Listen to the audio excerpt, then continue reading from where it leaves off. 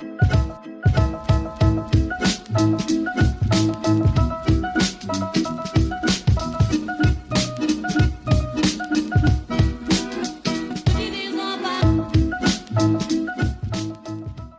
and we're on. Hello again. Welcome to the show.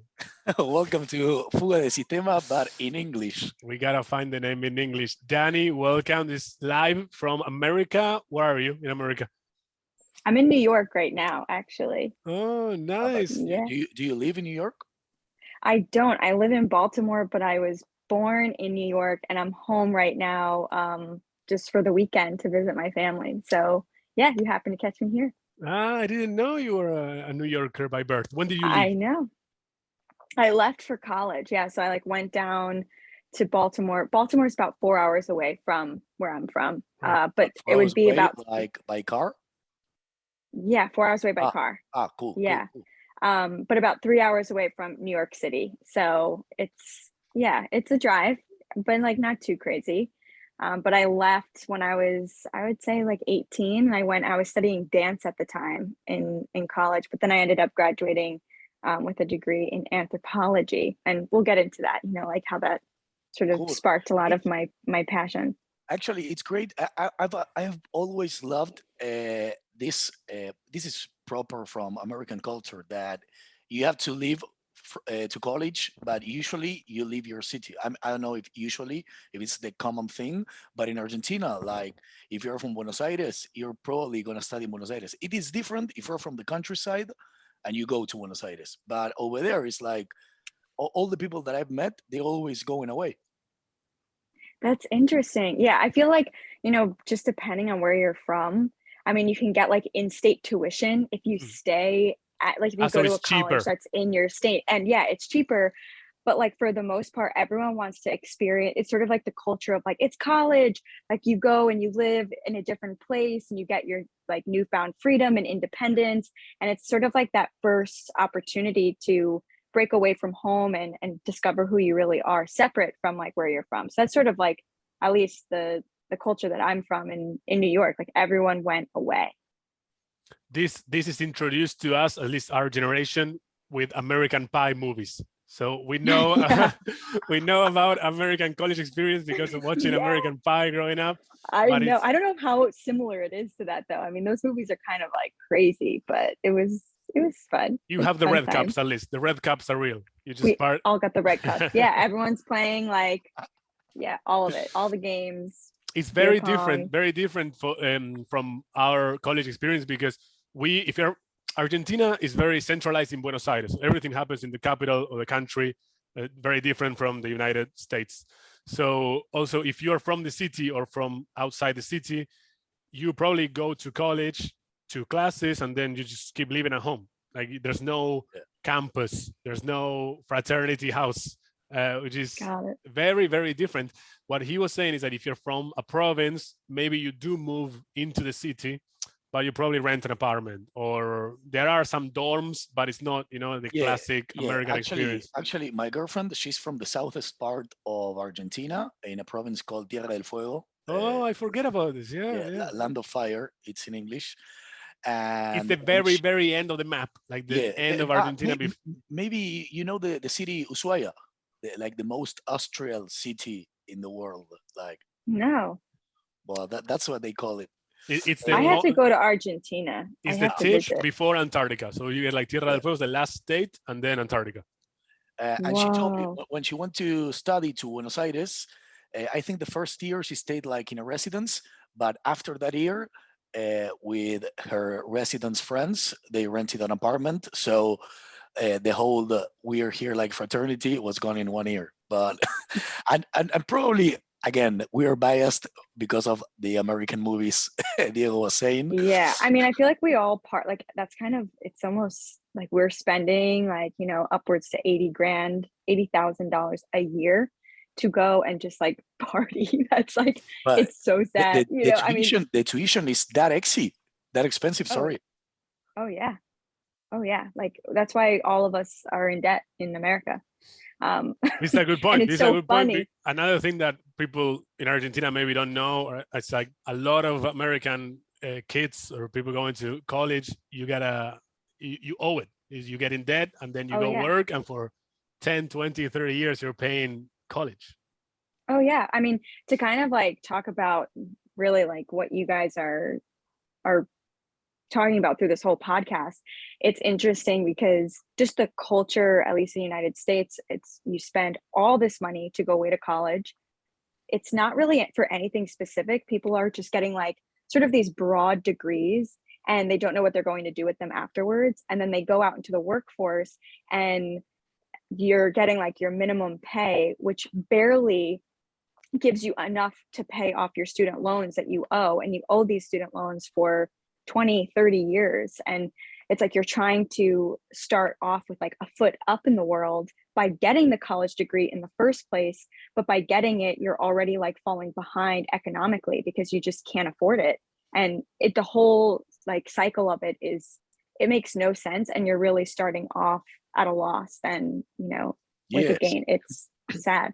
Yes, because also I imagine that it is very different depending on which degree do you pick.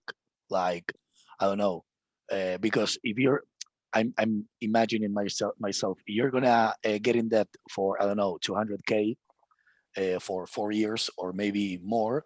Like, what is the profit and loss account you do in your head? What's your salary gonna be out of the bat or quickly? Right off the bat, it will probably be 50, like on average, maybe 50K. Yeah, and maybe if you specialize, I don't know, because also this is another thing that is different, that we choose right away. At 18, you choose, I go to college to be an accountant. I go to college to be a lawyer. You can go to be a lawyer. You don't do the American 3-4 years of undergrad and then law school. You go and you choose. But what you were saying, in America, you kind of like have a vague, undergrad degree that it just proves that you went to school and you paid school or you owe school. But what do you really know? It doesn't prove anything when you go how to play beer pong. Exactly. That's what you know. Exactly. And then you owe all this money. So unless you taught yourself coding on the side and then you can go and like work coding, maybe you can pay off the debt in a couple of years because that's a good salary. But if you did undergrad vague thing and then you specialized in, I don't know, French history, then how are you gonna get a job that pays the bills right off the bat? Yep. Right. I mean, and so like, I was a dance major. I had danced like my entire life and I didn't know what I wanted to study. Like, I was like, I guess I'll be a dancer. I don't know what I'd want to do after college. And so you go and like, you start, I was dancing and I was like, this isn't going to get me anywhere. So I decided to switch over to something that I just thought would be more interesting for me to study. And I loved culture. I loved travel, even though I had never done it before in my life up to that point. I was just always fascinated by other people and just humans in general. And I decided to study anthropology, and that led me to like studying abroad for the first time, or just traveling for the first time to Thailand, where I lived there for a couple of months. But I had no idea what I was going to do afterwards. So to me, like the career that I have now is just self-created and self-generated, because there would be no way that I could, I don't know, really make a living with the degree that I got. Zero idea about this. When you were making these decisions, you were studying from there to where you are now, what you're doing now, no way of knowing. Dani at 20 or literally no way of knowing. But it's interesting because it's like, I hear this all the time, like the thing that I love doing now incorporates all the things that I've always loved, but in a way that I would have never been able to, like, I don't know, if I looked on a list of things, it doesn't exist. It's like a, common career. And I didn't know that that's something that I would even consider doing, but I love helping people. I love teaching. I love talking about like my feelings. I'm a sensitive person. I love like mindfulness techniques and just like self-help, like for my own life. And I love travel. I love people. And it's like, never did I think, oh, I want to become a yoga teacher where I'll end up helping other people and being of service and in that way of their mental, physical, and emotional well-being. And then pairing that with travel and leading group trips around the world. Like, whoa, like I'm actually I'm doing what I've always loved to do, just in a completely different form: movement, helping people, travel. Right. So it's cool how it works out.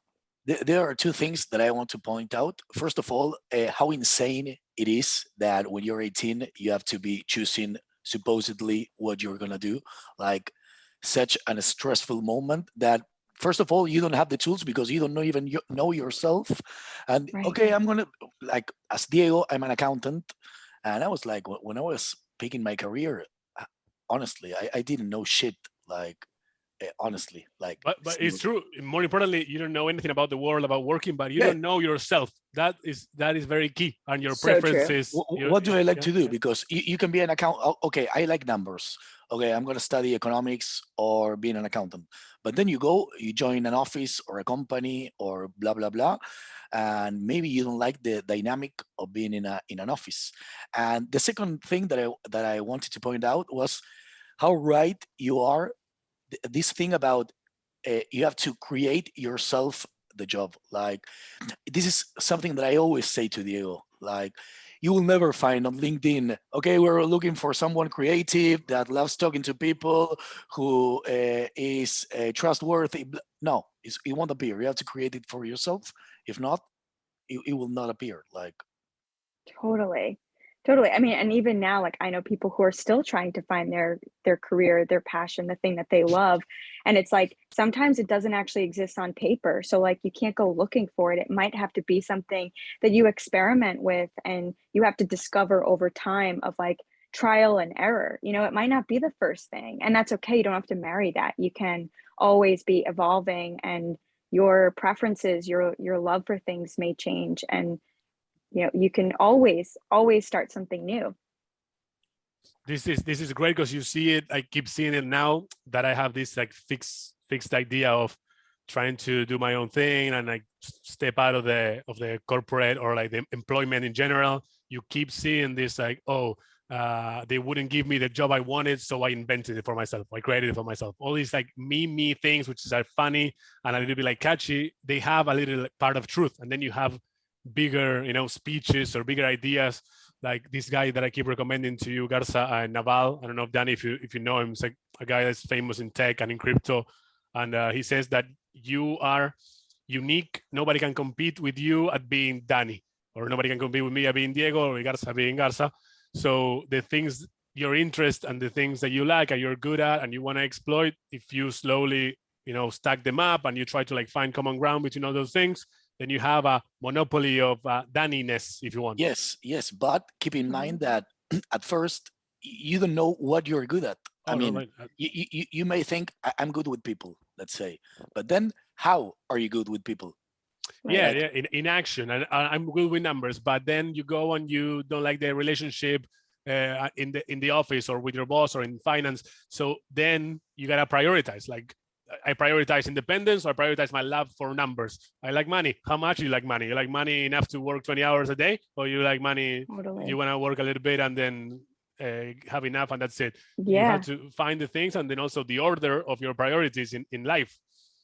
Totally. I mean, I think because my husband also he owns his own businesses too, and is an entrepreneur. Next guest in the podcast. I know he works in like sustainable agriculture and has like sort of he does like real estate development, all sort of around sustainability and creating, businesses that all fuel each other. So like he has a restaurant, then he has a greenhouse, then he has this like bigger development, like multi-use space. It has like offices, and just to help generate like, let's say, a whole lifestyle for an individual through food concepts is sort of the idea.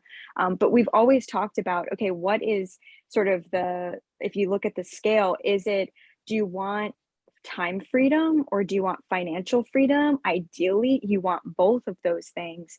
But I think for a while, at least when you're first starting off, you do need to pick and choose. And for the most part, it's going to be, at least for me, I know I used to run around Baltimore and even DC teaching at multiple studios. And I learned through that I acquired like clients to like come on trips with me, to then, ended up being clients that I still work with today. And then I ultimately ended up building my own business, and it's all virtual. It all happened during the pandemic. But just now seeing, before I didn't have the time freedom, but now I have the time freedom but it took me all that time, right, in order to get here. But I think it's a huge thing to consider when you're first starting off, like what is priority for me? What is most important to me? But I think I don't know, as entrepreneurs, I'm sure too, it's like, it's definitely, I feel like freedom and time freedom is like a huge piece of it, that drives a lot of people to work for themselves. I agree. At least for me, very, very important. And I guess it changes depending on your project. So what you're doing, you gotta get it off the ground. So maybe it fluctuates, but it's also important to have that in mind and to not continuously move the goalposts, because then that's when it gets tricky, like, oh, if I only raise this much money, then I like take a step back and have more free time. But then no, okay, a little bit more money, let's say money part or amount of whatever studios. If you have a chain of yoga studios, I open 10 studios, Right. but then you want 20. So that's another trap in the It's eternal, true. you create your own rat race with your entrepreneurship. You do. You wanna, this is a problem that we had in the other podcast, is that we talk like hour and a half, and then we get at the very end to like the meaty part of what you are doing now. So, but also we were very interested in how you got to this part, and from college off the bat. And I was guessing like probably she taught at different studios, and then she make a change in the pandemic. But could we do a quick, what you're doing now, and then we go back, and then we go from college. Let's try that. Yeah. No, that's cool. So right now I own a virtual yoga platform. It's an online resource for yoga teachers and students. How does it work? It's called Arrow Yoga, and how it works virtually is basically I just have a website, and on there I offer live yoga classes that stream throughout the week. I also offer on-demand membership. So let's say there's plenty of use. I think a lot of Revolve, a lot of Connect. Yeah, you know that. So it's like $20 a month, and you basically have access to an on-demand library. So you can practice yoga anytime, anywhere in the entire world, only for $20 a month. And, I think about it, it's like a drop-in class at a studio is typically $20-25. So even if you took class one time per month, it would be worth it. But then I also have courses online. I have workshops. I have guest teachers that come in and do guest series and workshops. And then I also lead yoga teacher trainings. So you can become a certified yoga teacher through my school virtually. And then I lead yoga retreats, which is, I would almost say, how my business initially started. So we can like go back of, how the yoga retreat business turned into a virtual yoga business over the pandemic. But yeah, I'm currently leading a virtual 200-hour yoga teacher training, which is basically like, let's call it your bachelor's degree in yoga teaching. And you need that in order to become a yoga teacher. But I also have an advanced certification in that. And I'm leading a retreat this June in Croatia. So yeah, that's really cool. That's it. And one question. You were talking like the business has like, let's say 3 verticals. The first one, the subscription and the content, then the yoga teaching, and then the retreats. For the first vertical, I don't know how to say it. I use vertical because that's don't like bring your MBA to this podcast. We don't want to use MBA. Luckily, I don't have an MBA. So yeah, you can then use it. I mean, you learned it. No. I don't have it, and I don't want it. It's not MBA. It's a master's degree. Masters in economics. But yeah, it's totally different. Doesn't matter. When a customer pays a subscription, all the content and all these drop-in virtual classes, this content, you all the time you change it. How do you do that?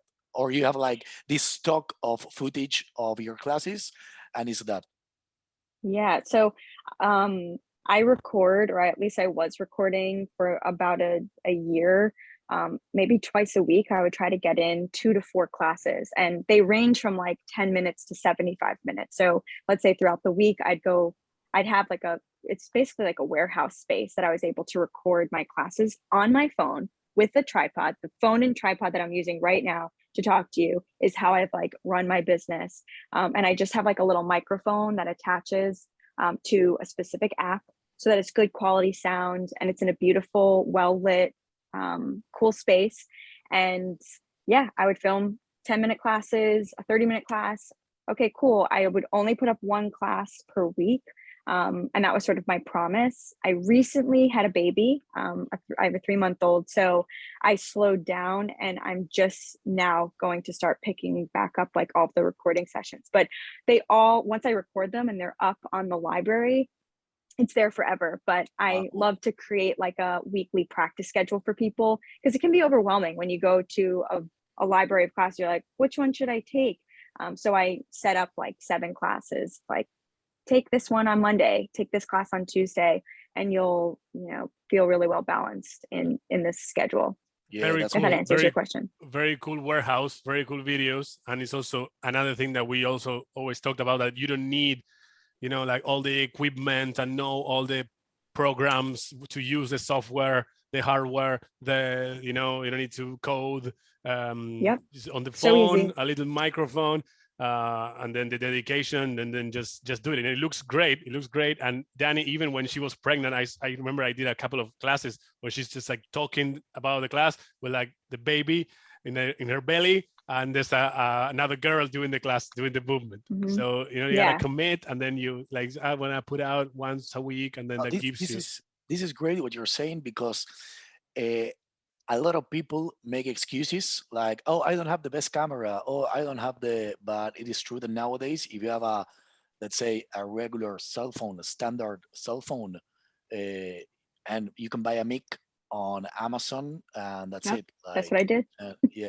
No, that's It was great. like $100, and it's crazy. It's like the whole business. I mean, it took a lot of trial and error of like figuring out what was the right microphone and all of that. But it's like, that's of course like the sort of hard work that it requires sometimes of like figuring something out and experimenting, that deters, I feel like, a lot of people. They're like, I don't know how to do this. So they don't start, versus just saying, I don't know how to do this, but I'm going to start anyway and see what happens. And eventually I figured it out. And now I actually mentor. That's another piece of my business. I mentor other yoga teachers and people in the wellness field who are looking to start their own business, because I took the time to do it. And now I'm like, you don't have to figure it out. I can help you figure it out, and we can streamline your whole process of getting started.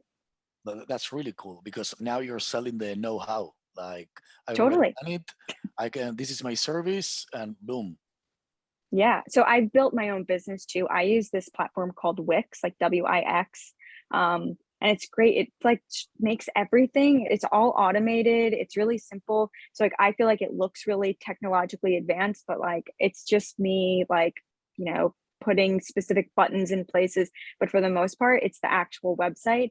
So I love it because it's really user friendly for other people who, let's say, are selling services in anything. It could be, I have obviously like a video subscription and workshops and events that I'm leading and classes, but it could be anything. It could be products too. And that's another piece of it. I have products on my website, so you can purchase anything that you would need for a yoga class, like your yoga mat, your blocks, your straps, like even the tools that you might need to start your own business, right? I have the microphone that I use. It's an affiliate link through Amazon. So it's another piece of it. Like, I have all these affiliate links on my shop. I don't have to necessarily sell the products myself, but I can acquire some of the funds from them just by connecting them. It's connected to Amazon. So it's great. All the little like tentacles and small parts of the business that come, like, you probably never thought about. And then you also probably like it. You probably like, because not everybody has to like teach other people how I did it. You tinker, you learn, and then maybe some people don't like teaching. That's it. Stop there. But you probably enjoy it. So you also teach them, hey, you can want to start your business. You want to sell candles, e-commerce. I help you. Wix, this, I did this, I tried that, I save you time. It's great. It's great. And then the products. This is what I use from Amazon. This is what I use for my classes. You want to do for the yoga or for the business building, get these products, affiliate links, infinity possibilities. It's an infinite. Like, that's something that I love about having a virtual business, is that it feels like those tentacles, that's such a beautiful way of describing it. It feels like they're infinite. Like, I'm like, oh, what other way can I like add this in? Like, I sell ebooks, like books that I've written, or a journal that I've written. It's like, you can put that on there, and that's another piece of like that pyramid of, what are some of the lower ticketed items that you can sell on your site. And they're all things that I have, I love doing. So it's great. You can also monetize them, which is just a plus, it's great. Yeah, for sure. But how important is to start? Because all these tentacles, like you wouldn't know about them if you hadn't started when you start. How long have you been doing this? Like, yeah, I'll go back a little bit. So let's say I graduated college in 2013, and during the time, like I had studied abroad in Thailand, but simultaneously I had just started practicing yoga at a local studio, and was quickly like very attracted to not just the movement aspect of it, but just what it did for my mind, that it was such a self-regulatory practice for calming my anxiety, because I was just an anxious person. I was always on the go and I didn't know what I wanted to do with my life. And just the fear and the anxiety of the unknown, it gave me a safe place to actually work through a lot of my thoughts and the vision for who I wanted to become. So when I went to Thailand, I was still practicing. And I came back and I got my teaching certification in yoga. And then quickly after did my advanced teaching certification. And they asked us to do a project. And they were like, this is a hypothetical, but what would you want to do in the community of yoga? It could be a class, it could be a project, it could be, I don't know, a retreat. And I thought, I want to do a retreat, but I don't want it to be just hypothetical. Like I actually want to do the research and do it. And so I started researching places in Costa Rica. And I thought, how cool would it be to combine my love of travel and, let's say, exploring and experiencing a culture every single day with these fun excursions and activities outside in nature, meeting people, cooking classes, like all the things that I did over the course of months. I was like, I can put that into 1 week. And then I can also add in the layer of mental health, mindfulness, and movement through yoga practice every single morning. I'm like, that's the coolest trip ever. So yes, I'm going to do that. So when it came time to presenting, I was like, guess what? I put down the deposit and I'm making it happen. And, it was basically a trip that I would have loved to go on. Like, that's how I thought about it, was like waking up every day, starting off with yoga, and then talking, like having a discussion about different aspects of ourselves and our lives, and then going on an awesome excursion. So we'd go hiking, we went like, on a boat cruise, or we'd go zip lining, or anything like, and I just sort of set it up that way. Every day we had something, and it was all in alignment with some of like the yoga philosophy things too. So it made it really intentional and special. And I was absolutely terrified to lead it, because I was like, what was I thinking to like actually put this out there into the world? I had 17 people sign up. 17 people. I started marketing it around like, just in classes that I was teaching, but also just with friends. So at first I just had a couple of friends come, I had a couple of students come, and I also marketed it on this, like, let's say, international platform that was called Book Yoga Retreats. And I had a couple like people, a forum, like a social, like a forum, just like a forum, and they would take like a percentage for marketing. It's just like a marketing platform. Like, it was set up. Anyone in the world for you to market something. Totally. So like someone could just type in like Costa Rica yoga retreat, and on Google, like Book Yoga Retreats would pop up, probably with like my retreat. So I had a couple of people come from Canada, and I'm sitting there. Unknowns, I was full unknowns, not a friend of a friend. That's great. I had no idea what to do. This is another, Matthias likes this, another leap of faith moment. Leap of faith moment, because she was researching this thing for yoga teaching class, right? And the idea wasn't that everybody would go ahead and actually do it. And you researching it, at one point, did you have like eureka moment, or slowly the idea crept in your mind, we might as well do it for real? I like, honestly, from the very beginning, I was just like, I want to do this. But then I'm the type of person where like, I want to do something, and let's say like I start implementing it, or I'll set a date for it, and then I have to come up with all the details afterwards. So it was like, I want to lead a yoga retreat in real life. Like, I actually want to do this. This is a dream of mine. And at that point, I just felt so empowered from, let's say, traveling abroad for the first time, like all by myself, becoming a yoga teacher. I was like, if I could do those things, I could do anything. So Yeah. sure, I'll do it. Even though I was a brand spanking new yoga teacher, I had never organized really anything before in my entire life. And it worked out because I reached out to, let's say, a yoga retreat center, and I did it a really easy way the first time around, where the person who ran the place, really helped me organize a lot of it. Where was it first retreat? In It was America? in Montezuma, Costa Rica. It's like on the Nicoya Peninsula, sort of like, I'm gonna yeah, look at the map. Is on it the west. Caribbean side or Pacific side? It's on the Pacific side. Yeah. So it's on the peninsula over there. There's like Santa Teresa is one of the main little spots over there.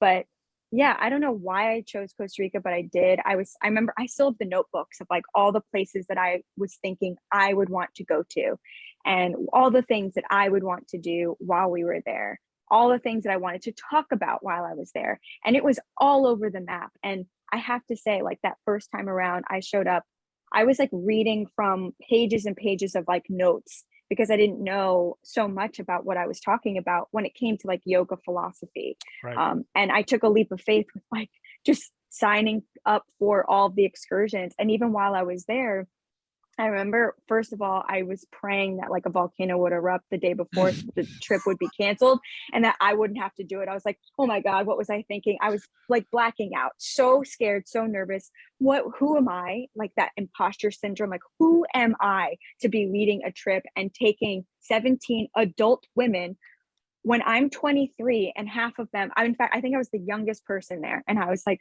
who am I to be the leader of this trip? But then when I got there, it felt like, I had to take it one day at a time, which is like the beautiful thing about leading something that's a week long. You get to, okay, after the day is done, okay, what do I have to do tomorrow? That's all I need to focus on is tomorrow. It happens to me on the boats. It happens to me on the boats the same. Okay, today is over. Today went well. Nobody died. Nobody. I think about it, it's like all the things I don't think anyone signed a waiver. Like, I don't think I had like anything. Yeah. I don't know how I figured it out, or like a contract. There was nothing. It was just you gotta do the leap of faith. Retreat. Otherwise, nobody would do anything. Yeah. You can't do anything. Yeah. Totally. Something great. Like, this is the power of the internet. Also, like, you went to this marketing website. I don't remember the name of it, but like, I mean, you didn't know how to do this at first. Like, suddenly you found 17 women who were at your disposal. Okay, I'm gonna go to Costa Rica. Willing to go. Yeah, I'm trying to put myself in your shoes, and I would like to believe that I would have done the same, but I don't think I would have done it. Like, you have to commit. You don't know if you're gonna sell it. Somebody's gonna want to go, not even your friends, let alone strangers from other countries.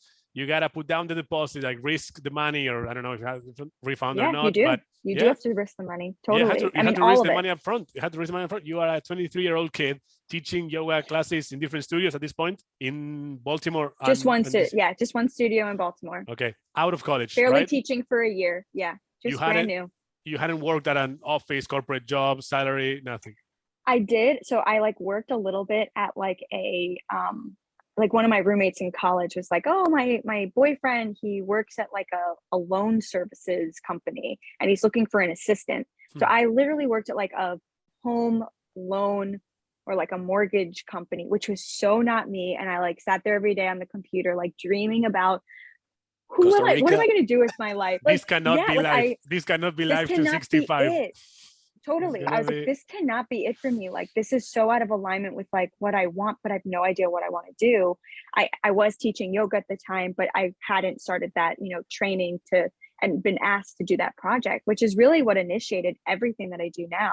So let's fast forward to leading the trip. And while I was there, just how everything started to fall into place, which I firmly believe that when we step into the unknown and we step towards our fears, the universe gifts us with like, you are meant to do this, and you'll start to feel like you just move into the flow of exactly what you're supposed to be doing. You feel it in the moment. Feel it. This like, is I get chills just thinking about it. The movie is supposed to be like this. I'm like playing the part. How, if it was a movie of your life, you feel like you are where you're supposed to be, doing what you're supposed to be doing. It sounds a little bit trait. Is that the word? Trait, but like cheesy. But cheesy.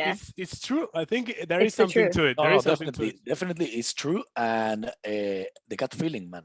We were talking today with Matthias. Like you can reason a lot of things. You can reason and write and words and numbers, but there's it's not the heart. It's like your mind will get in your way any day. Like it'll constantly you'll meet yourself in that sense of doubt. You'll question all the reasons why you can't.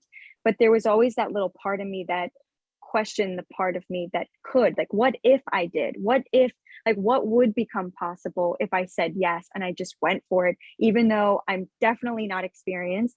I've never done this before. I might not be What's the good worst at it. scenario? Like, what can it happen that, oh no, this is a disaster? Like, if someone dies, like. That would have been a very, very bad scenario. Very bad. Actually, I didn't think about this scenario either when I signed up for Yellow Week and started skipping on the boats. But you have to think a little bit of like the worst possible scenario. Like, I'm making a joke, man. Like, to use it in your... if someone dies, like, let's get insurance. No, right. It's a joke, but you gotta think a little bit about it. That. Yeah. I think like a little bit of my like immaturity and ignorance in life, just being 23, I didn't think about a lot of those things. I was more so thinking about like the excitement of what was possible. Like, this is going to be so much fun. But it wasn't until like, let's say a few nights before that I was like, oh my God, like, if someone dies, how am I supposed to leave this? And not even that, it was just like, I think my belief in myself, like, am I capable of, and like, am I brave enough to stand in front of a room? Because like, you know, in that leadership role, it's like you're standing in front of people that all are entrusting in you to give them an amazing experience, and that you are solely responsible for that experience for everyone. That I was like, can I handle this? Can I handle the stress of this? And so, yeah, when I got there, you know, one of the last nights, I thought while I was on the trip, I really want this last night to be super spectacular. So I walked around town and I was asking like, hey, do you know anyone who plays music? And they were like, Congo plays music. He's at the basketball court right now. So I like went to go find him, met up with Congo and was like, can you organize like a cool last night for us? I want a bonfire. I want music. He said, yeah, okay. I think I could do that. Friday morning, which is the last day of the trip, I'm like, where's Congo? Like, let's figure out all the details. And I go to his hotel, like where he lived in like a hostel or something. And everyone was like, like he's on acid, like Bongo or Congo, whatever his name is. He's like not gonna make it tonight. There's no way. I'm like, no way. The sweat lodge, talking to the spirits in the sweat lodge. I was like, what? Like, he's on acid. Like, I need him tonight. Like, my whole trip is dependent on this like awesome last night. So next thing I know, we're doing yoga, the last class in the afternoon, and Congo comes walking like next to the studio and slides a piece of paper towards me as everyone's like laying in their meditation at the end of class. And I read it and he goes, see you at 6. See you at 6 p.m. I was like, oh my God, so we're on. And at this point, like, I don't know, even this is back in 2015. So like 2015, I feel like I didn't have as much good like phone service. So like there was no really communication between him. It was all just like, let's hope for the best. So we go to dinner and I surprised everyone with like fire lanterns. So we all walked to the beach. And when we got to the beach, Congo pulled it off. Like he pulled all the strings. There was like a huge band. There was like candles all on the beach with like a 6-foot tall bonfire, and the entire town came out. And I like could not make it up. I was like, this is the coolest shit that's ever happened. And just to know that like I had a hand in some of it gave me the confidence to know I can do this. Like I can make cool things happen. If Congo can, I can. If Congo can do it, I can do it. So we let off like our fire lanterns. Everyone said like a good intention, like something that they were praying for, like wishing for. And like as they move forward, we played music all night long. And it was just like the coolest night. And from that experience, I was like, I want to do this. This is my calling. This is something that I want to continue to do. So since then, right, that was in March of 2015. I then led a trip in Greece like that September. Then I went to Nicaragua, and then I was in Italy, and then I went to Spain. We went to Mallorca. I went to Cape Town, South Africa. We went to Queenstown, New Zealand, like 20 trips since that first time that I was like, oh my God, I can't do this. I can't do this. Hey, now looking Dani, back, I'm like, yeah. And in that first experience, after it was finished, what was the feedback? Like, because I imagine like you were like, hey, did you have a good time? Like, how was it? Totally. Well, I would say like just from that last, even from that last night, that sort of like sealed the deal for people. And they were just like, this was such a transformational trip.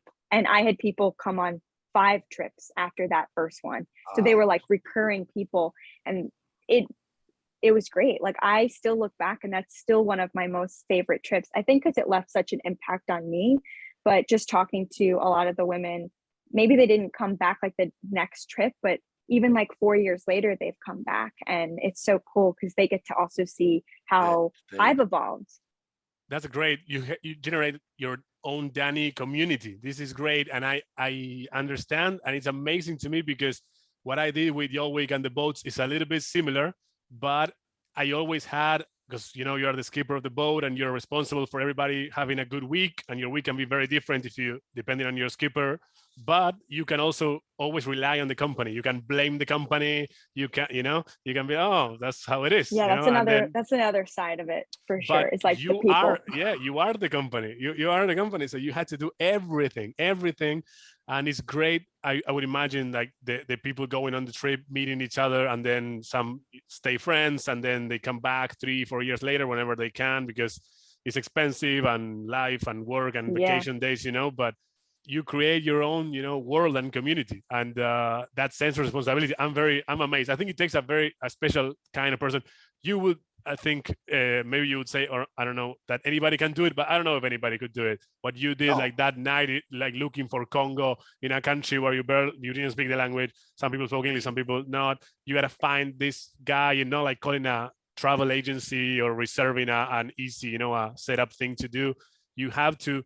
It's basically like I did a little bit of TV production, or you gotta be a producer, you gotta make it happen. However, whatever it takes, you make this happen. Yeah. Oh my God, it's so true. Risk taken, like, because meet me at 6. You might as well have been there and nothing. And Congo and all his friends on acid. Like, Congo and acid with a little palm. Yeah. But there's moments for it. Yeah. These people were expecting, and then it was the highlight of the trip, because it's important to how you close the experience. But I look back too, it's like the trust of everything, like how you just said. It's like the risk taking, it requires that. I think like we can plan as much as we can, but there also has to be a level of trust and surrender. Like, I can't control every piece of this, but I'm going to trust that it's all going to work out exactly as it's supposed to. And no matter what, it's going to be okay. Even if I do like fuck it up, right? Like, sorry, my French, but it doesn't matter. Right? Like even if I screw this whole thing up, I can only learn from this, right? I can only improve from this, because I have to say, like 20 trips later, I have had moments where like something didn't go right, or we showed up to an excursion and like the company's not there, or like the place that I chose, like the venue, because I would go on these trips for the first time with the group. Like I didn't go to do reconnaissance. To do the research, like an R&D trip. Now I actually do that more, but all the trips that I had led, it was like I was showing up for the first time, experiencing everything for the first time along with the group. But with this, like you have to exude this level of confidence of like, I know what I'm doing, like everything's working out, like don't worry. You have to fake it till you make it. You gotta fake it till you make it. Oh my God. And I have some faith, like, and I don't know if this is the proper word in English, but it's good to be a little reckless, like, I don't know if that's the word in English. Lo quiero decir, what I want to say. I think that's a good word. Yeah. Like, you have to be willing to get like messy. I'm not sure. Yeah, I'm not sure what's going to happen, but I'm going to try it either way, because this is the only way that I'm going to be learning. Because if you don't expose yourself to these kind of situations, when are you going to learn? Mm-hmm. And trust that you will figure it out. That you will figure it out when things happen. Like I can plan a little bit, and then a little bit I want to leap of faith it and trust. But then I trust in myself that when something needs to be done, I will do it. I don't know what it's going to be, but I will somehow fix it. And totally. And I think that's such a part of it, like how you're saying, it's like, yeah, it's the confidence in knowing that, I mean, if something goes wrong, I'm not going to crumble. I'm going to solve this problem, or I'm going to change it. And also doing it in a way with like grace, like that not a lot of people, like I'm not making a scene about it. Like, let's say when I was in Croatia on one of my last trips, we were supposed to do a wine tour, and we showed up and the guy was in like a full on like biking racing outfit. And we all show up like doing like ready to go to a winery, and we're like in our cute little outfits, and he's like, what are you guys doing? Like, we're going on an extreme bike tour. I was like, this is not what I signed up for. But like, I couldn't react like that. I had to be like, all right, like, it's fine. Like, it's bike could you tour. help us out? Right. And everyone's kind of like, what the heck? Like, probably they were almost more upset than I was. And it's like, as long as the leader stays fairly calm and like go with the flow, it's like, guys, like, there are things in life we can't control. So like, this would happen. Let's say, even if I wasn't leading this trip, this could happen too. So like, we're just going with it. But again, it's of course like a learning experience, because I'm leading another trip in Croatia this June, and I'm like, okay, we got to make sure that none of this happens and that everything is really planned out in advance. But there's so much to it. I have to also add, like, when you are working for yourself, of course, I feel like other people may look and be like, that's so glamorous. That's so like, what a fantasy. You just get to travel the world and lead yoga. But there's so much to it as well, of like the risk that you're taking with the money, but also the risk that you're taking in like just who you are. Like, are people going to like me? Are they going to enjoy this? Like, are they going to have a good time? And sometimes like a lot of people can be really challenging to work with. I'm sure, as you may know this too, Diego, just like no, with like different people. No, okay, but so the guests. I know, I'm joking. It's so funny. But the guests, right? The guests can also be like very like, or I don't want to say hard to work with, but some people can have like very intense demands. Some people may come with like a negative attitude. Some people may be hard to get along with. And like, how do you show up in those moments where you're still providing for everyone else and trying to accommodate everyone's needs? That's hard, right? Accommodating everyone's desires for their ideal trip.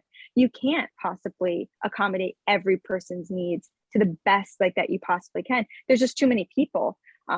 So yeah, I would say there's other sides to it too, that it's hard work. It's totally hard, but also amazing. It's so fun. That's why I keep doing it. 100%. And then like in between trips, then where's the money coming from? It's very easy to, I'm like in my salary job employment, and the consequences of me making a mistake are not big. I get my little salary in my bank account every month.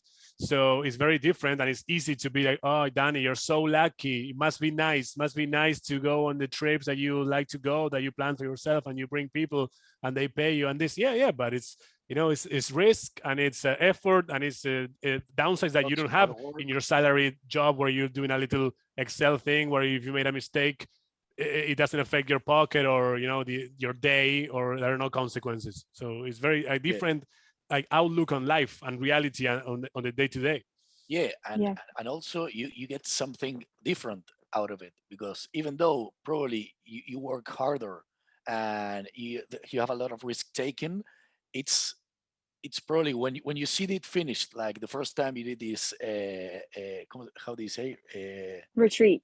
I was saying retiro in Spanish. Retiro. The first time you did this retreat, it was like out of nowhere you created this, and it went out okay. Like, above all the maybe all the money you earned and everything you got out of it, there's something extra that is being you, the person who created this all. Mm-hmm. And it's like so true, that risk. It's like, it requires such great risk to start something on your own, to start something of your own. And the risk of that, I think the greater the risk, obviously the greater the reward, but also the greater the opportunity to, let's say, fail or to fall apart or to make a big mistake that can really have big impact on your life, like financially, emotionally, all of that, because you're putting your whole heart, your whole soul into this, and all of your funds, like it affects everything. But I have to say, it's like now, I mean, I used to in the past like depend so much on people coming on these trips, because at one point I led like 6 in 1 year, and I was so worried, like just I wouldn't be able to fall asleep at night. Just like, oh my gosh, if I only have 4 people for this trip, I'm so stressed out. Like, how am I going to like afford this?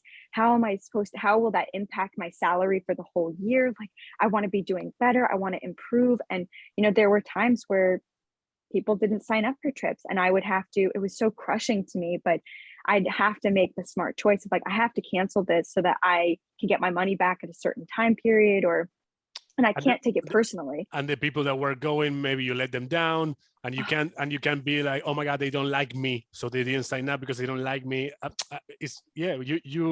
was gonna ask you something similar, because I was gonna say, I'm so happy, and you were lucky that first trip went out Congo, pulled it off, and then the whole trip went well, because maybe we wouldn't be talking here now, or we were talking about, imagine you do that, yeah. It's a failure or some problems happen, and then you second guess yourself, and then you go back to the loan office, and then like maybe you would have been, you'd still be there. Very sad. I mean, yeah, and very sad it's a very sad ending, but you bring up such a good point of like that failure, like, because there have been so many other things that I've done. Like, let's say I led a workshop or I tried to lead like a course and they didn't work out. Like I did fail at them. And even with like retreats, it's like I did fail at like making it a successful trip because I couldn't get people to come on it. So I had to cancel it. And I think it's like we're met with such a hard choice in that moment. Like, okay, I have to do this again. I have to like put myself out there again. I have to take the risk again. Am I willing to do that? And it's like, I think what gets companies or like business owners or entrepreneurs to continue and become successful is working through those moments of hardship and adversity and saying, okay, this isn't the end for me. This is just like a bump in the road. And what can I take from this and apply it to that next moment? But yeah, it wasn't always like this. But I have to say, because of the pandemic, like I was actually on a trip in Morocco with 15 people, and it was March. The trip ended March 15th, and I was there, and the whole world shut down. Former President Trump at the time was like, everyone needs to get back like in 24 hours. And my husband's like messaging me like, you need to get your group out of there now. And I was like, what? How many days left? That was on Wednesday. The trip ended on Saturday. So you were like, no, let me finish this. We're like 3 more days. Seriously, we were out in the desert. We were staying in like a desert camp, and you know, not with anyone. And we kept calling it Camp Quarantine. We're like, we're in the best place in the world. Like, we're not near anybody. This is awesome. I could stay here. But everyone's flight got canceled one by one, and everyone's coming to me like, my flight just got canceled. I'm like, all right, everyone, like, stay calm. Like, here we go. Everything's gonna be great. Like, don't worry. Meanwhile, internally, I'm like, how the hell am I gonna get home? And we got back to Marrakesh on Saturday, and everyone's flights had been canceled. So we were all leaving a day later. So we had to stay together in Marrakesh. But it never dawned on me to think about my own flight. Right. And finally, on Saturday, I realized my flight had also been canceled. I'm still in the desert. At that point we were like, I wanted to go back to the desert, but like, yeah, here we are in Marrakesh. And I'm like, what am I supposed to do? So I'm searching for flights. My whole family back in the States, they're looking for flights for me. Everyone's researching.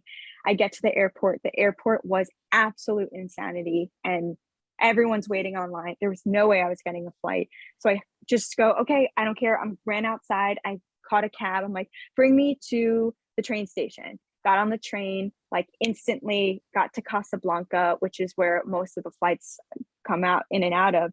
So I was able to book a flight from there and like get home. But it was the last flight leaving the country, and they closed down the borders like right after our flight left, which was so crazy. But I got home and was like, hey, looks like we're not traveling for a while. So I'm like, what am I supposed to do? Because 2015, Costa Rica to Morocco, you did the 20 retreats, you said, kind of.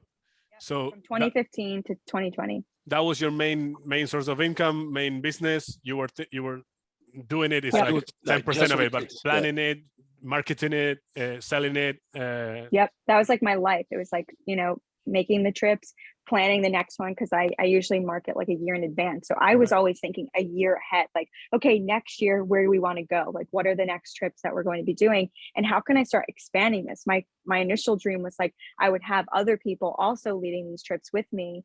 So the pandemic really put a pause on everything. And I came home. I was, yes, leading these trips, but I was also teaching classes all around Baltimore. Every yoga studio closed. So I had legitimately no income, and it was terrifying. It was like, what am I supposed to do now? So that was in May, right? And then March, then by May, which was only a couple months later, I sat down. I was like, I need to build a whole platform. I need to build a website. And on there, I'll have everything yoga focused. That, like, all this time I've wanted to do things like this, but just never had the time because I was constantly traveling or constantly running around Baltimore teaching at different studios.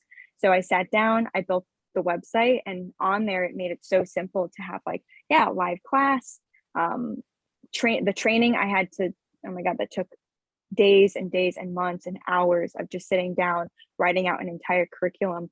And that's a whole other part of the business too. Similar to the retreat, was like, this thing came from nothing. And a dream of mine was to be able to lead yoga teachers on how to be teachers. And I wanted that for years, but to be perfectly honest, there is a time and a place for certain things. And I feel like I wasn't ready. All the years that I was like, I want to lead this, I wasn't actually ready until I finally sat down and did it, which I think is something that we need to talk about as entrepreneurs. Like, there is a time and a place, but it's like, how do you know? How can you decipher, like, oh, I'm ready, or will I ever be ready? Is sort of like those questions. And it's like, no, you'll never really be ready. But it did take me, several years, almost 10 years, to be teaching and start to find out. We talked about this from the very beginning, like our conversation, to go back. It's like, how do you figure out who you are and like what you want to teach or what you want to do? It took me 10 years to figure out who is Dani and who is Dani as a teacher. What's my methodology? How do I speak when I teach in class? Like, what's my philosophy? What's your attitude, your persona, what's my attitude, all of it. What are the words that I use? Like, how would I teach teachers? It took 10 years to really, mold that version of me. So that's kind of the whole story, guys. That's it. No, it's great. It's great. I didn't know two things. I thought you had the website from before. I don't know why I had that impression. And I didn't know you led that many retreats. I thought you did a couple of retreats, like 4 retreats. I didn't know it was your main, like out of college, main thing to do in life, which is amazing because you started. I love that you said that you started doing the Costa Rica retreat, thinking of what you would like to do. And like, if you went on a retreat, I would like it to be like this. So you created what you would like to have as a guest. And it's a mix. I think the leap of faith, the gut feeling, and also the lack of choice sometimes, like crisis, pandemic. Okay, this is out of the question. This is out of the question. This is out of the question. There's no more teaching in the studios. There's no more traveling for now. I don't know until when. We got to find new things, new options. Okay, that thing that I wanted to do, maybe is the time now. And then you started doing it, and then you make a choice. Like, is this good quality? Am I comfortable doing it? Are people gonna like it? And then you see the teaching also comes easy, because when you're 23, like, who are you gonna teach? Like you say, I can teach a class, but I can like teach some yoga philosophy without having without life experience, not yoga experience, but life experience, because you're 23, you're super young. Yeah. Actually, you remind me of, have you seen that now, all the business gurus that life they're like coaches. 22? Yeah. They're like 22 years old. I'm going to show you how to live a fulfilled life. Come on, man, you're 22. They all repeat. They all repeat, like, get some sun, eat steak, lift weights. Eat steak. Yeah. This is the things they repeat. Bro, you're 22 years old. Like, what do you know? I know. Going back to Dani's story, how important also is that with the setback of the pandemic, that you're like with no income, then different things appear. Like, you started the website, and after doing the website, the octopus like created different tentacles. So now you're like selling products related to yoga. You have the subscription. I don't know, and probably, I don't know, but marketing wise, like, you get more people, like, because you have a website. Like, yeah, well, it did. It opened my whole world up where it's like, I was teaching around the city, and I taught in DC for a while, and I got students there, and people from back at home who knew me from New York. But for the most part, it was like that was it. And now with the website, I have students in my classes. They're from all over the country, Diego, all over the world, right? Like you're taking my classes in Spain, and I met Kelly. A lot of my students now are people that I've met over the pandemic, and it's just like word of mouth. Someone saying like, hey, like I take this training, or I did this mentorship, and they tell someone else, and it's just opened up my world. And to think that in this little time, how much has like, I've made this my entire living, and I'm doing better now financially than I ever was, like running around Baltimore City. And guess what? Like I literally have nothing to do most days. I'm like, okay, cool. Like everyone's signing on, taking class, and I have so much freedom. Like I'm like, okay, like let's go to Portugal this summer for like a couple of weeks, or like I can teach from there, like whatever. I can run my business from anywhere in the world. And that feels like, wow, this has been a really long time coming. And honestly, talking to you guys makes me reflect on that, and just how far I've come. So thank you for reminding me. I wanted to ask you one more thing, but a lot of more things, but precisely about this. A lot of things that she says, like we talk between ourselves. Like I feel like a lot of points you're hitting is something that we think we know, but First of all, your website is Arrow. How is it? Arrow-yoga.com. This is for the people who are listening. So go and check her website. We gotta do all the promotion. I've seen it before this podcast. Diego sent it to me. It looks great. Like really, it's beautiful. Like simple and beautiful. But before doing this website, did you have any tech knowledge or something like that, or you went straight away like on YouTube, how to create a website, and Wix appeared and blah blah blah? I think I started when people signed up for Costa Rica. I had done it through I think it was like Squarespace, and it was like a really simple website, and people paid me like by check or like via PayPal. And then it was like maybe a year or two in, I found out about Wix, and my website is constantly getting an update, like from me, right? Like, because I didn't know how to do any of this. So it's all self-taught, and I've probably had Wix since 2016. So it's almost been like 6 years now. And they have also upgraded, but they make it really easy and user-friendly. Like I can just add the app for videos. I mean, it takes a while, right, to figure those things out, but I feel like if I can do it, like especially someone who doesn't have any like coding experience, or like I wouldn't consider myself like super tech savvy, I was able to do it. So I feel like if I can, a lot of people can. It's definitely... Actually, that's why I wanted to ask you, because no excuses, I remember the rule, one of the rules from Wedding Crashers, the movie, no excuses, play like a champion. But it's like this, like you didn't know how to do it, you went on it, and especially now that there are like these companies like Wix that make it user friendly. So it's like, go try it and do it. Yeah, and it makes it so professional. It's like someone can sign up for a class, they get an automated like text message and email with the link to the class, and it's like, I didn't do that. That's just happening within Wix.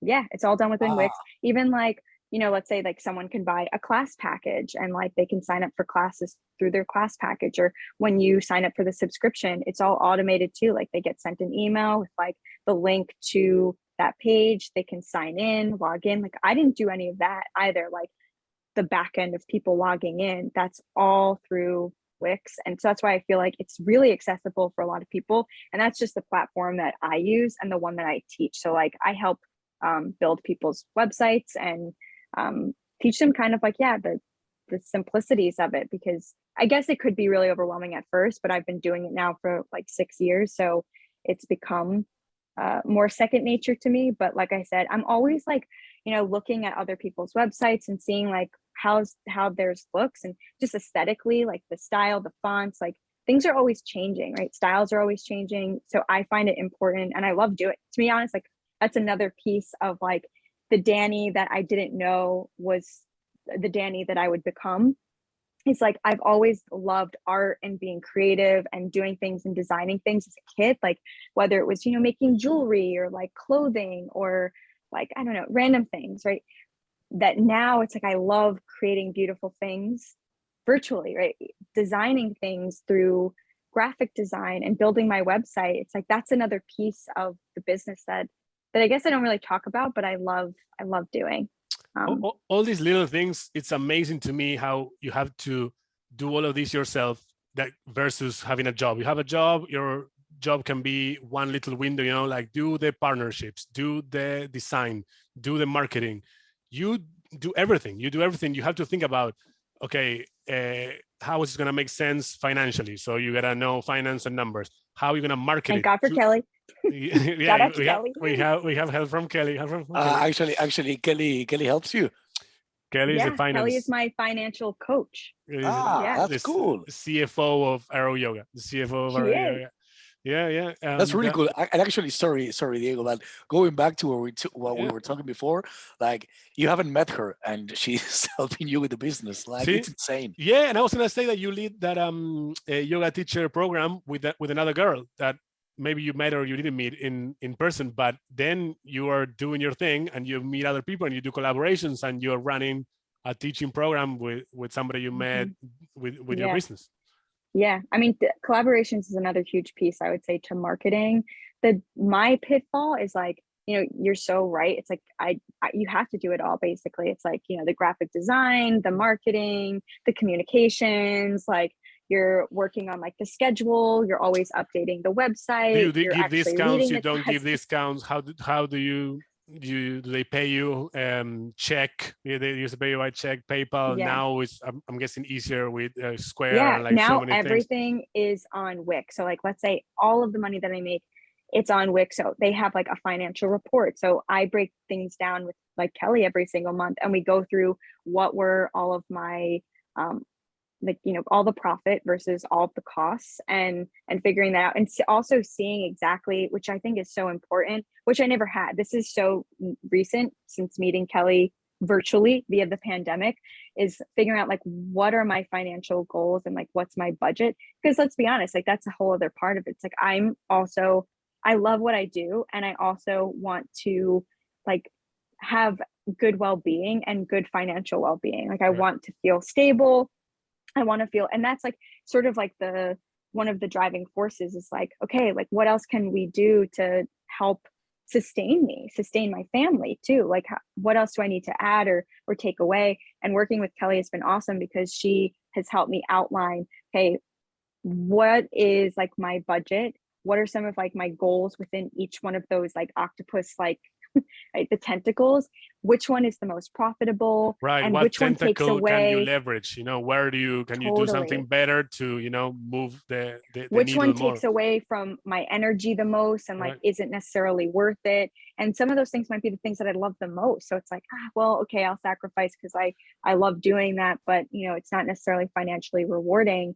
But yeah, like looking at that and on a monthly basis, breaking it down, and then at the end of the year, it's like, it's been amazing to work with her because now I can see exactly how much I've made, but then also just feeling like the pride of like, holy shit, like I did all of this from my computer in 1 year, and just I'm like constantly cultivating all those things. But I was going to say like my biggest pitfall was one, the finances. So like, I think it's important to outsource too. Like if you're not great at something, like work with someone else, pay for that service, get help and support so you can continue focusing on the things that you love doing.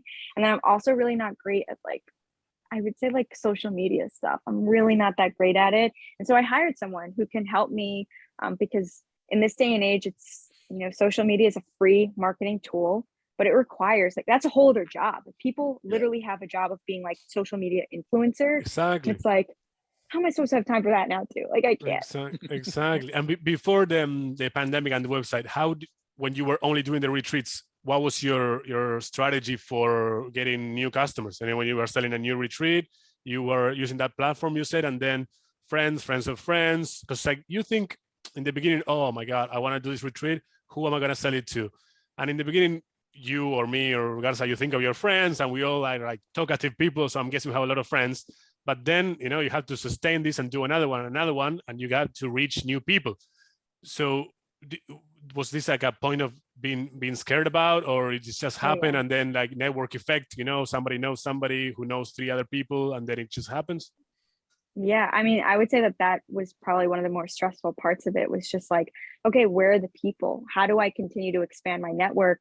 And that's where like social media really became a factor, and also like a point of stress for me, because I knew that I needed to acquire, let's say, more followers to have more exposure to expand my business. And I would say, but for the most part, it became like a word of mouth thing. Like, there was in 2019, my most successful year, every trip was sold out. And a lot of the people were recurring people, but a lot of them were like friends of friends of friends, or someone who had just like seen it.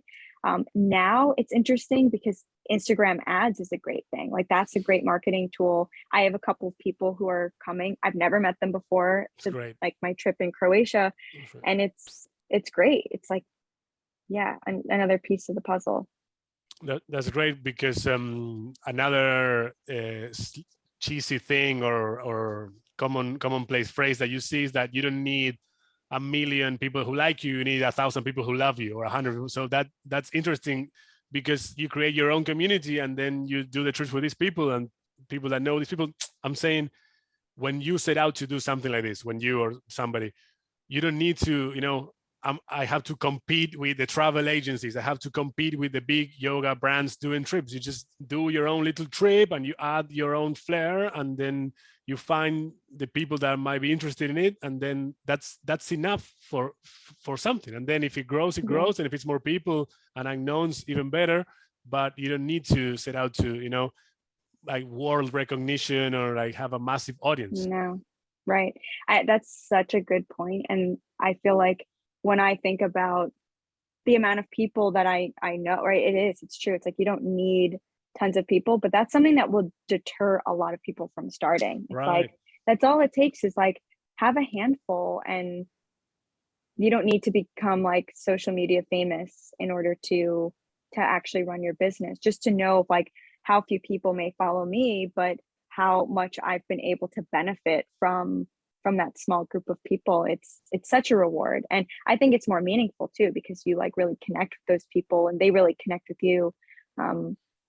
Yeah, and, really and probably once you connect with that small community, like different people will come join, and it's not like you're like actively doing this. Like people feel like they want to belong to this community, and they hop in, and your communication is going to be still be the same. Like, it's not going to change because you have like 10,000 followers or 100, because if you go direct to those to that 100 people that follow you, like, then different people are going to start coming, and this community is going to start growing.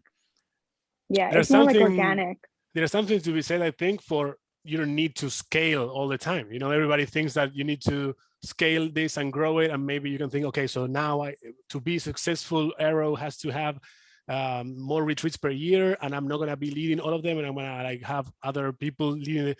But maybe that doesn't work, because maybe what like makes Arrow retreats great is you. So you have to do less, you know, so you don't always need to scale. It's so funny. Like, that's something that my husband says all the time. Because so let's say like before the pandemic, I was already thinking about splitting my businesses, because I had people coming on trips with me, or my business, people were coming on trips with me specifically for yoga. But with sort of my like anthropological background and like love for culture and wanting to collaborate with like locals, like I was starting to connect with, let's say, a local wine, like a shop owner, wine shop owner. And we would do like a wine tasting at this restaurant in collaboration with the chef. And like, we were doing very exclusive, curated experiences. And so people were coming for that, but then they were also coming because they were like, I want to deepen my yoga practice. I found that I had 2 different types of people coming on my trips. And this caused a problem with me, because I would be leading like, okay, good morning. Like, tell me, like, how do you connect with your spirit? And some people would be like, what? Like, why am I here? What are we talking about? And other people were like so in it that I found myself having this like internal conflict and feeling like a lack of confidence. And why am I leading this? And why am I putting myself through like talking to people about things that they're not even interested in? And like, they look at you like, what? They're just straight up judging you.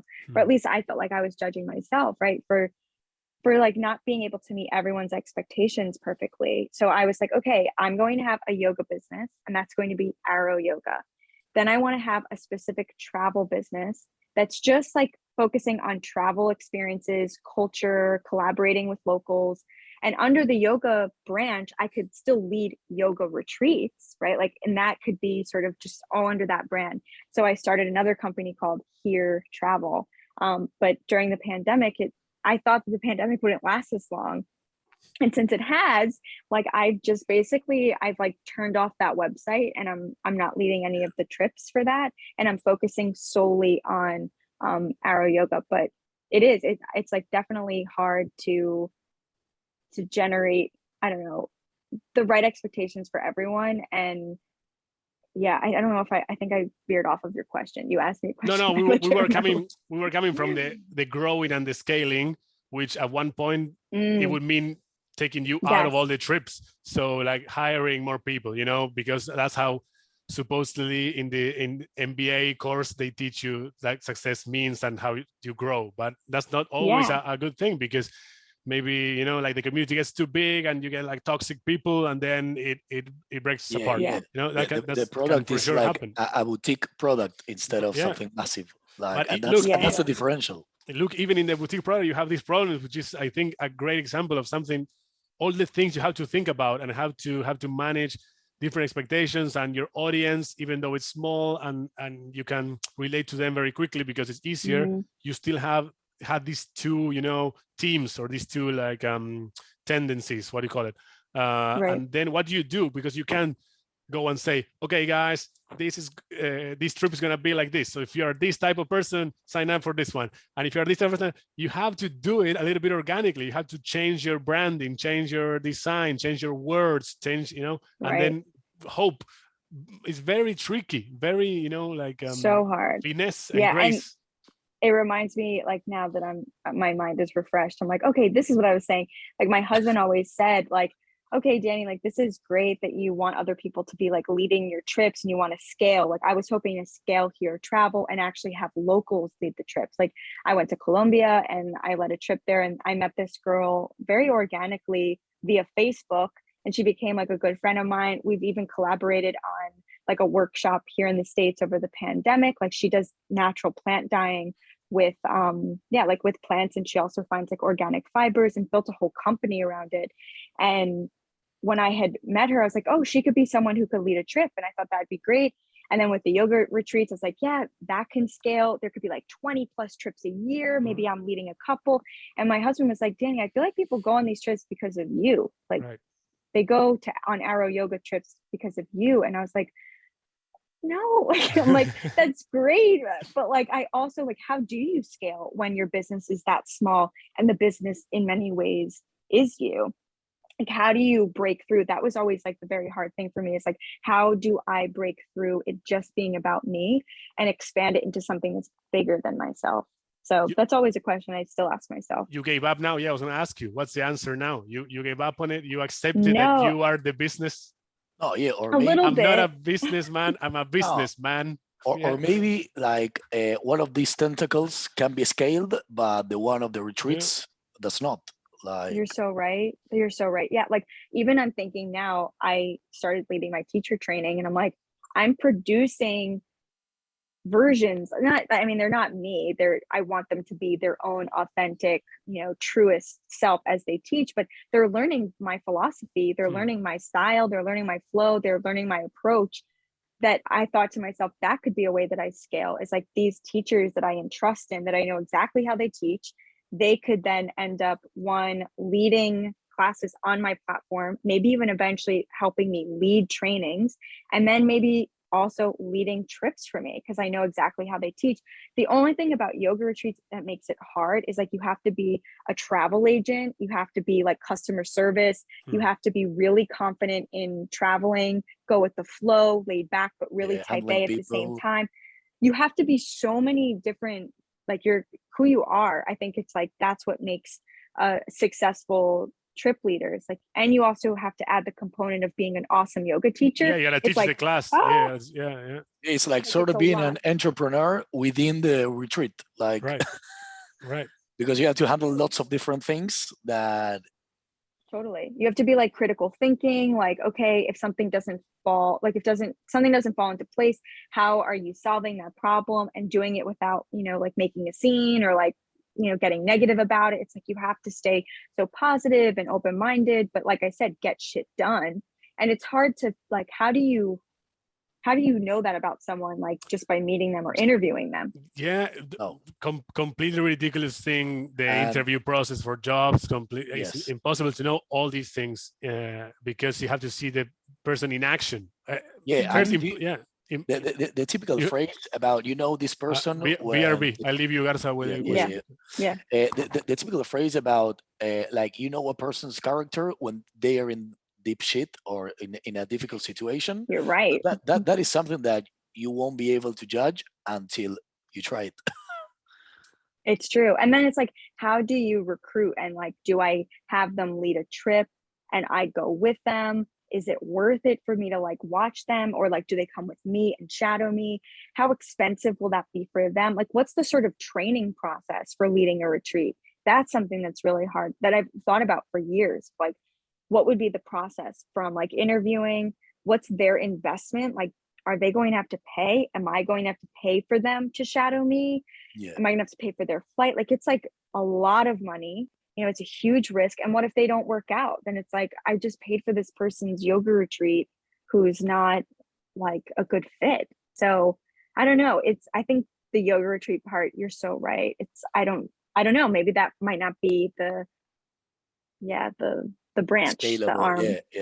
Mm-hmm. But as you were saying, like that, I think that now that you're saying, it occurs to me that in the end, the travels that you're having is probably like the travels that any person, when they have to hire someone, especially, but it's different, right? Because it's not like I'm hiring you to, I don't know, be a waitress or a waiter. This is something different, like way more complicated. Complex. Complex. That was the word. Complex, because as you were saying, first of all, they have to be a good yoga teacher. First of all, because if we start with that in the negative side, okay, we're going wrong. And then lots of different things, handling people, the character of maybe something happens. I don't know. Imagine the story you were saying before about your first retreat. Maybe, I don't know, if to someone else, someone says like, hey, Congo is on acid, maybe they like go crazy. Like, okay, what I'm going to do? The anxiety kicks in, but no. So that is really, it's going to be hard for you, but given of all the things that you've been saying so far, I have no doubt that if you want, you will accomplish it. So. Thank you. Thanks, guys. I feel like I needed this talk. It's like good motivation. This is for the future or for the Croatia trip? No, for the future. In the case that she would like to hire someone to start doing these retreats, but before we consider Argentinian guys that are very, very not flexible. You guys are my next leaders. I love it. You can take us. I need somebody to do the yoga class for me. Oh, we'll find a local. You can do the talking, Diego. I'll do all of the talking. I can do all of the talking. No, it's just like so exciting to me, like all these retreats. And now she's going to Croatia. Kelly's going. Kelly's going to the Croatia trip. Yeah. Oh, so you guys are meeting? We're meeting, and we get to hang out for a whole week. That's awesome. Yeah. That's really cool. Croatia is also where I met Kelly. Croatia is also where I met Kelly. Oh, really? Wait, seriously? Yeah, you didn't know? Yeah. I didn't know that you met in Croatia. I thought you guys met in New York. No. We did Croatia Yacht Week 2016. That's where we met. And then we did Greece 2017 and Montenegro 2018. So, you did those with her too. Yeah. She was at all of them. Yeah, with the same group of girls. You didn't know this? Like, what is Kelly doing? So Kelly, Kelly just said Yacht Week. I thought she said New York. I didn't realize that she was traveling the world following yachts. Like, no. Yeah. She was following the gorgeous skipper. No, guys. Diego. Yeah week is a little bit like a yoga retreat, but a little bit more partying, I guess. And you live on a boat, and you move with a lot of other boats, right? So Kelly went with her group of friends from Brooklyn, all girls, hilarious group of people, like so funny. And we met in Croatia. I was working, I had another group of people, but you mix with the other boats because it's a big trip, but you go to the same events, you run into each other at the restaurants because like the islands are small and split and far, and also like the other skippers and the other hostesses, your colleagues, so you meet the other crews, everybody meets everybody. So we hang out in Croatia, and then they requested me to be their skipper in Greece. The same group of girls, they repeated, the hostess Hannah, English girl, she's great also. So we did Greece all together, same cruise, and then they came back again, which is very weird because like you gotta be able to take more than a week off. Everybody has different jobs with the same group of friends. They did Montenegro 2018 with me as a skipper and Hannah as a hostess. So 3 in a row. That is insane. Yeah. Is and Kelly then, there with you? I think she's like getting through the door now. Kelly? She's at a yoga class. She's like betraying you and having yoga with somebody else. But no, it's good. She should take class with other people. Yeah, I'm like, it's cool because she went with a colleague, a girl from work. So very cool. And then I went to New York. So late 2018. So up until that moment, we only saw each other on boats in Croatia, in Greece, and Montenegro. And then she's amazing. I went to New York for my 30th birthday. I did Disneyland in LA for my 30th birthday. And then I love New York, and I know so many people in New York from Yawig. So I was like, okay, I'm going to go and celebrate again in New York. So I did that birthday party in New York, and I was living in London at the time, and there were very cheap flights with Norwegian Air. So I kept going back for a week or two. And then at one point I was like, I'm going to go and just stay for like 6 months and see what happens. And that's what we, we're hanging out all the time together for 6 months. Oh my God, this is so romantic. Cool story.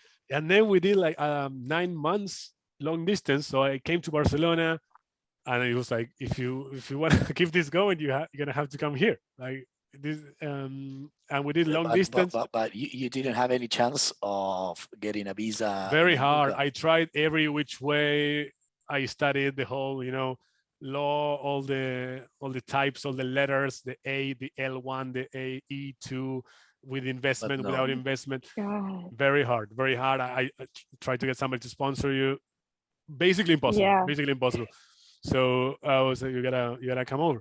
We did a 9 months long distance, and I think today, there was a February 29th in 2020, also with the pandemic. So tomorrow or today is 2 years from Kelly in Barcelona. So you have an anniversary every 4 years. Only. Yeah. Oh my God, that is so awesome. I love that. I love hearing it from your perspective too. Just you gave more details. I'm gonna be like, Kelly, I need to hear every detail of what happened. It's very funny, very funny. A lot of stuff in the middle, in New York, and in between the trips. But the moving here, very stressful because Kelly from New York, from Brooklyn, she always worked at a bank in New York. So for me, I was traveling, then it becomes easy to you. Oh, you just move. What is moving is easy. But if you never moved and you always had one job, moving is like going to Mars. Like if Elon Musk tells you like, you want to come on the Mars trip with me, with Elon? It's like, I don't know, Elon, like a 3-year trip. I don't know. So yeah, exactly. This is a big deal. So it was a lot of, like, are we doing this? Are we not doing this? Come in a little bit. I was thinking about this and about me becoming a sailor and a skipper of boats, which is crazy to me, like facing your fears and all these things that you were saying before. The fears that I had the first day on the job, with like the only person that knew how to handle a boat and barely knew, it was me, with all guests that could die because there's a big physical factor in the skippering. I never had that fear in my life, I think. But also with the Kelly thing, I make fun of her with the word manifesting, but it's true. I kind of manifested because this is what's happening. You're moving here. and this is what's happening. And then I that is heard so true, the man. universe, it happens. But first you gotta be like, this is what's happened. You have to believe it. You have to Yeah. believe. Yeah. And It's all about, like, I always call it like architecting or like designing your life. Like anytime you have a vision of something that you want, you're almost creating like the blueprint for it. And then you have to build it, right? You have to construct it. It's like step by step, the same way that you would create a blueprint for a building. And then you start from the foundation, and like little bit at a time, it manifests itself into reality. It's the same thing. Like you had the vision of like, you're going to move here. And so but that's the thing. I feel like we have the vision, and it's like, but how am I going to get there? And that's like the hardest part about any vision, not knowing what are the steps I need to take, what are the choices that I need to make in order to make that dream a reality. But you did it. it's great. It's great. I did it. She did it. The universe did it. I don't know, but I like this kind of talking, but also I like it because I can't really explain it, because a lot of things are happening are at different layers, I think, because there's a little bit of fake it till you make it. There's a little bit of the confidence, that it's contagious. If you see somebody, I'm doing this, you believe them, and then you help you help to make it happen. So it's like a virtuous circle, a little bit of like oracle the with momentum. Momentum. But they say there's that quote, it's like where attention goes, energy flows. It's like whatever you put your mind towards, you're going to put your energy towards, and that's what's going to get the momentum going, the energy moving, that's going to perpetuate it into happening. But the second you turn away from it, that's when like it stops, so it is like you focused on it and you generated it. Yeah, look, there's infinity things you can pay attention to. Universe is infinite, your day-to-day is infinite, and your life or my life, it a little bit depends on you. And it's also another cheesy thing, but you create your reality, because I think it depends on you the most, because I mean shit is gonna still happen. But the thoughts in your head, what are you thinking about? Are you thinking about the war in Ukraine? Are you thinking about COVID? How much are you thinking about COVID? You can live in a COVID world or in a almost non-COVID world, depending on what your thoughts are. Yeah. But what? Yeah, sorry, Diego. No, yeah, like from that is one layer of it. The confidence is another layer of it. If you want to believe in like mystical stuff and universe and where you're supposed to be, is another layer of it. The planning, the architecting, like Dani was saying, is another layer of it, and everything is happening at the same time, but also it's part of the same process, I think. And I think it's very interesting. Sure. Something you make happen with effort and planning and logic and step by step, but also with some flair and some like blind belief. Intuition, definitely, man. Because not all you can rationalize and say, okay, I have this confidence, I have this plan. No, sometimes it's like, as Dani was saying, you get into the momentum and shit starts happening, but keep your focus on that momentum. Like, don't go like chasing butterflies when you're in the middle of something happening. And I am going to connect it with something that I wanted to say before, that I love this story. I love Dani's story, because you can, something that I'm taking with me is that as soon as you start doing things, different opportunities appear, because you're changing your reality. So you have different opportunities, new opportunities appearing. But how important it is to have the entrepreneurial vision to seize those opportunities. Because so it may have happened to you that, I don't know, you saw an opportunity, or maybe, I don't know, let's take the other side with the pandemic. You could have said, okay, this is going to last 3 months. I'm going to wait. I'll wait. I'm going to wait. And I'm going to keep going doing the same thing that I'm doing, the retreats. But no, you said, hey, I have no income. Okay, this is an opportunity. I can do this. And suddenly your octopus has not 8, has like a gazillion tentacles. Yeah, it's amazing. It's so true. It's like thinking about, I mean, like being able to be adaptable, being able to pivot very quickly, I think is what gives, like, I don't know, an entrepreneur much of their stamina. It's like being able to be like, okay, this opportunity is no longer. So what else is available to me? And so keeping your eyes wide open is really important, and keeping like that open attitude of like, okay, what becomes possible now? instead of seeing like a closed door, it's like, what other door is actually now open to me because of this? But also to just like bring it back to what you guys have both said, just about the intuition and being able to like, I don't know, be led by that. I think it's also so much like, whether you're talking about relationships, like how we just were, right? Your relationship with Kelly, or like even my relationship with my husband now, thinking about business, I think it always comes down to like who you are in one thing is who you are everywhere else. And, or at least that's my sort of perspective. So it's like, if you can take a leap of faith here, like, why not? Like, what is stopping you from taking the leap of faith in some other aspects of your life? Or seeing, like, if you have a specific block or like a limiting belief about yourself in one regard, where else does that show up? And the second you actually, I don't know, confront that and you work through that, how it can transform not just one piece of who you are, but like every piece of who you are. That's how powerful our minds are. It's like the only thing that's stopping anyone is their own mind. And I can either believe the part of myself that's not capable, or I can believe the part of myself that is. And so much of that is just habitual. Like where I put my attention, right, is where my energy is going to go.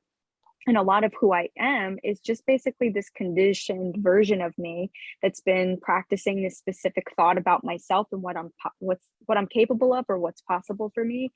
But what if I were to train my mind to believe something else? Then like, okay, what opens up? The whole world gets to open up. And this is for everybody, right? Now I can, live on a yacht. I can, like have a house somewhere. I can, but it's not necessarily about the physical things.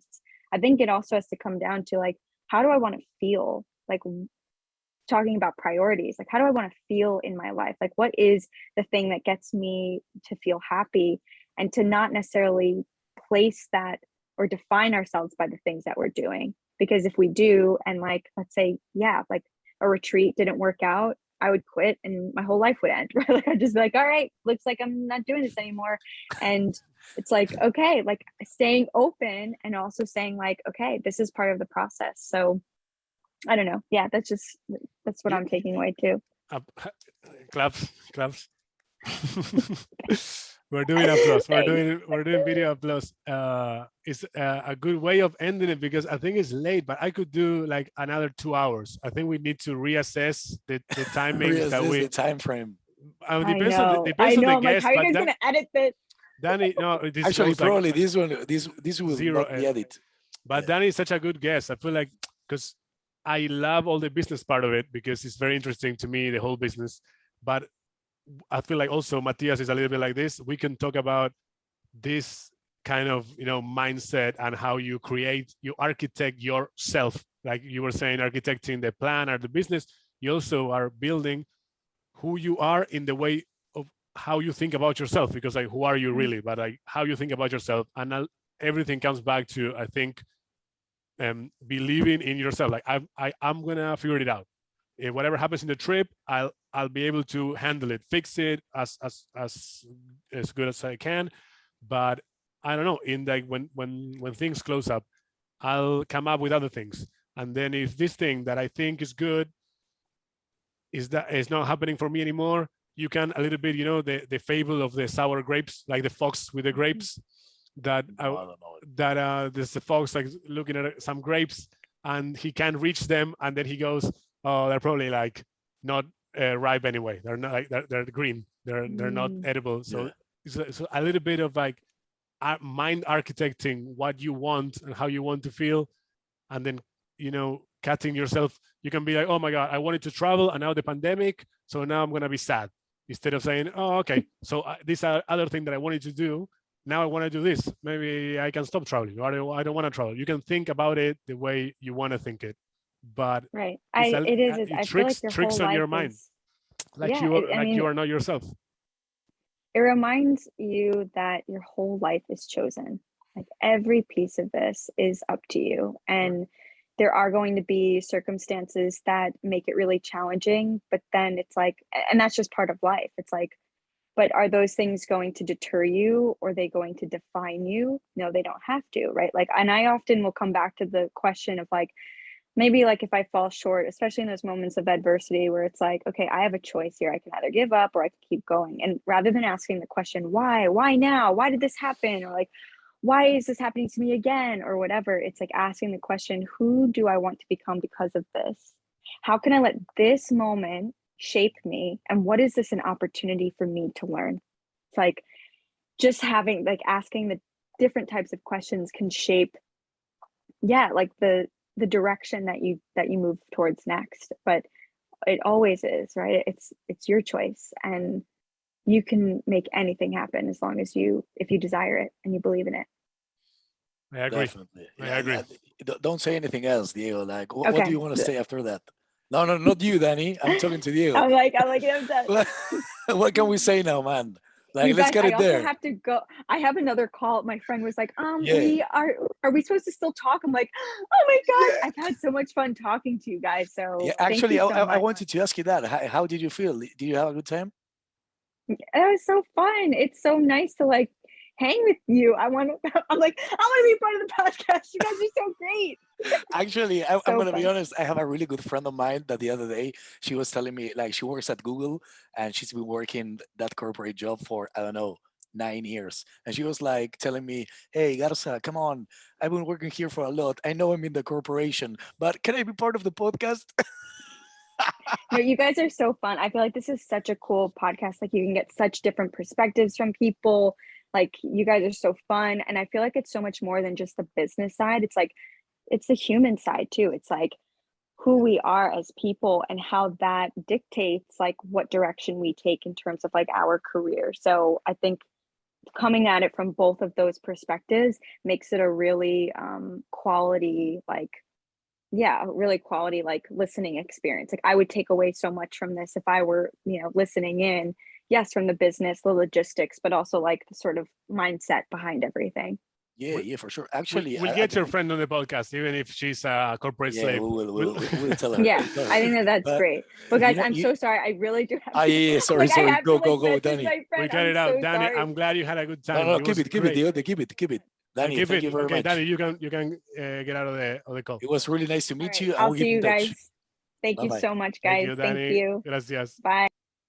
Man, what a beast in the good sense. Like, really good guest, man. ¿Quieres que siga recording?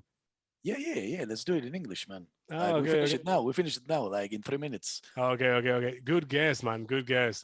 We could have done an hour more because we scratched the surface of the business. Like so many stories of the retreats, and I wanted to ask her if at any point she thought of getting a job. And I didn't feel that bad. No. Maybe it happened to her, but I didn't feel it. It shows you that a little bit you have to not consider it, because if you are considering it too much, it taints you. So she did a little work at an office, and then she went with a retreat, and it worked. So it's like, why think about something else? I'm gonna think about my next retreat. And besides something that we've been talking for, I don't know how many times, but this kind of job, you have to create it for yourself. No, great example. Great example, because I mean, let's say that she wanted to do this. You go on LinkedIn and teacher of yoga retreat with experience that likes cultures, that likes traveling. It would never happen, man. So actually, Diegote, great first guest, my friend. You've done it good. Okay, it's really late, man. We're gonna I'm gonna get the sushi. I got the sushi to go. Nice. Okay, to the people who are listening, this is the Nivel X moment that Diego loves. I hope you guys liked it. I hope you enjoyed it as much as we did. This is Natasha and Lionel. And we see you in another edition of Fuga del Sistema. Okay, guys, have a good one. Cheers. Ciao, Garza. I close this, Ciao, bro.